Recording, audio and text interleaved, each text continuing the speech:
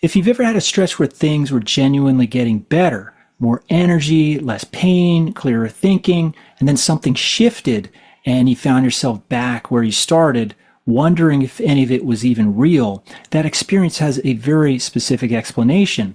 And it's not that you failed. When the body starts to heal, it's because something changed. The load came down a little, the body got some nutrients it was missing, the stress eased up, and the body responds genuinely. The improvement is real, but if the underlying pattern, the source of the load, the depletion, the things that created the problem in the first place hasn't been identified and addressed, the system is still fragile. It's improved, but it hasn't been restored.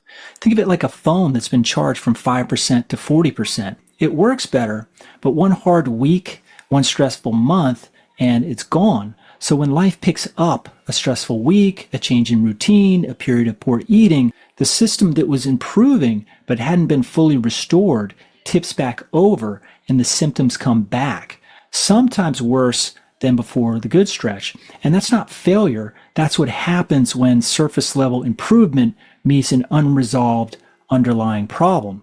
The progress was real. The body was responding. What it needed and didn't have was a structured way to address the deeper problem at the same time so that the improvement could stick. This is the hardest part of what clients describe to us, not the physical symptoms. They've learned to manage those. It's the discouragement that comes after another setback. They had 3 good weeks. They told their partner things were finally turning around.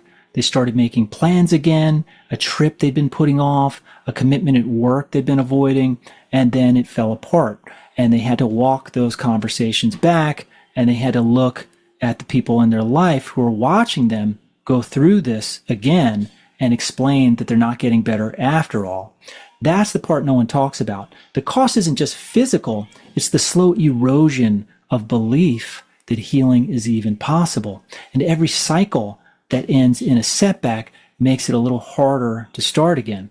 The cycle isn't inevitable, but it won't break on its own. It breaks when the underlying problem, what's creating the instability in the first place, gets identified and addressed directly, not just managed around. So the question isn't whether the body can heal. The question is what needs to change so that the progress can actually hold. So I created the What's Driving Your Symptoms self-assessment tool to help you figure that out.